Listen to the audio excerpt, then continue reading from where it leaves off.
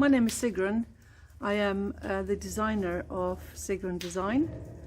I'm from Iceland. More than a designer, I see myself as a storyteller because I'm unable to design just a random piece of clothing. I couldn't possibly just make a nice black dress. I have to start with a story, and once I have the story, I can design things. Now, coming from a country where folklore and sagas and stories of various creatures is rather ripe, as you can hear, I'm not alone. So I am currently in a cave somewhere in Iceland, and I thought I was alone, but I'm not. Somebody's here with me. Shall we go and find out who?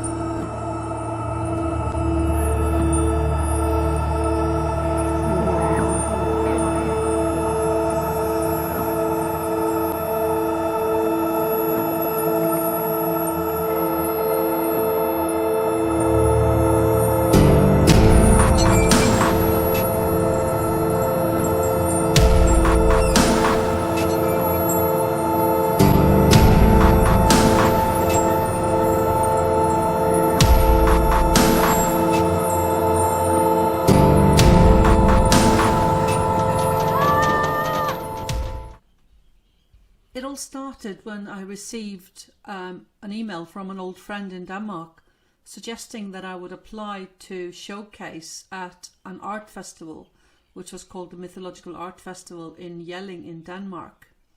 Jelling is a UNESCO heritage site, and they were having this mythological art festival which was enabling and embracing mythologies from all over the world.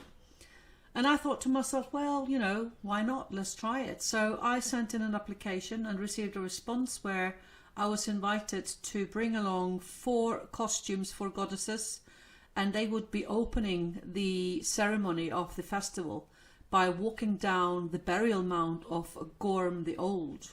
Gorm the Old was the last pagan king of Denmark, and he was the father of Harald Bluetooth, which Bluetooth is actually named after. I didn't grow up in a place where we had fairy tales like Disney. I grew up with tales of trolls and elves, creatures of the dark, creatures of the light, Viking sagas, mythological Nordic sagas like Thor and Odin. So my stories, my bedtime stories, they didn't always have a happy ending. In fact, they rarely did have a happy ending. But as a result of those stories, the imagination just goes wild. When you live in a land where the landscape is so dramatic that shades and shapes and movements create imagery within your mind, it is like fuel to a creative mind. Shortly after lockdown occurred, I was contacted by a producer, Giles, who I had met at a previous show a few years earlier, and he was locked in France with his family, and he was really fancying doing something. He asked if I'd be prepared to do something together with him, and I sent him a large parcel full of clothes, and the outcome was the video you saw earlier, which is actually named Locked Out. Following that, I decided to do a bigger project, take it further afield, because a lot of the creative people that I knew were in lockdown in various countries. So I reached out online and was received by a lot of people who wanted to play and be part of it. One thing I try to achieve with my designs is to embrace and celebrate the differences of masculinity and femininity. I love to design for men and women alike. And I love to give masculinity the traits where when a man puts on something I have designed, he feels empowered by that. And the same applies for the woman, that she feels empowered by what she wears. And by that I do not mean that one should be dominant and the other submissive, not at all. What I'm talking about is an inner strength that they can feel within themselves by what they wear. That is the power of clothing. My inspiration usually always comes from the north. It comes from people of the past, cultures, beliefs, personifications, natural wonders, seasons, nature's materials, animals, pretty much anything you can think of that is connected to any space where people have a history. I get inspired by the colors of certain places. Some of my designs you will see they come in different colors, but what you may not know is that every color within those designs were obtained from one photograph from one place. The greatest thing that has bestowed me since I started designing is without question the people that I have met and that I have made great friendships with. Without them I would be nowhere. And the video shoots, the photo shoots, the short movies, the shows, the live action shows, all of these things have each played a huge part in where I am now and where I will be in 10 years from now. I became a designer quite late in life, even though as a child and as a young woman I was sewing and knitting and making my own garments and hats and various things.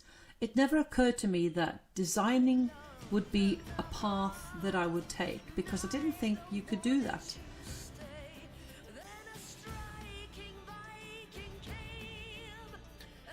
Once I started working with people such as Marianna or Gøye or James, etc., things started to take off, and the videos and the photographs that were created as we travelled, I was lucky enough I was able to take people with me and travel to Iceland, and we did photo shoots there, we did video shoots there, we did a short film that we produced in Isle of Skye in Scotland.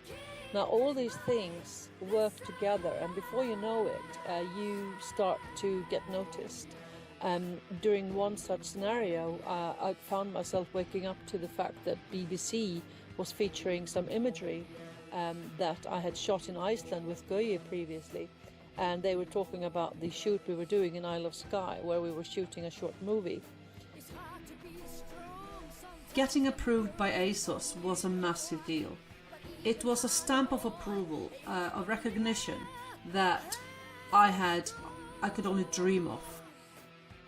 As well as designing fashion, I went into designing costumes, and they are two different worlds altogether. You on one hand create costumes which are very much in itself an individual piece which tells a story of a character. So it's almost like personification of clothing, if you like.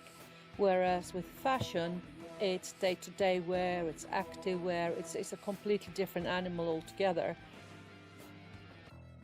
If I could give upcoming designers one piece of advice, it would be to learn business. It is one thing to create, it is a completely other thing to sell what you've created. And fashion is business. The more you learn about business, the more likely of succeeding in the industry you will be. So as you have seen, I'm not alone. There's a lot of people behind me. I have a huge network of models, makeup artists, photographers, videographers, hairstylists, actors, dancers, you name it. And amongst the people there are people who are behind the scenes who don't get credit a lot. But there's a lot of people behind the success of any designer. And to them, I pay my homage. Thank you for watching.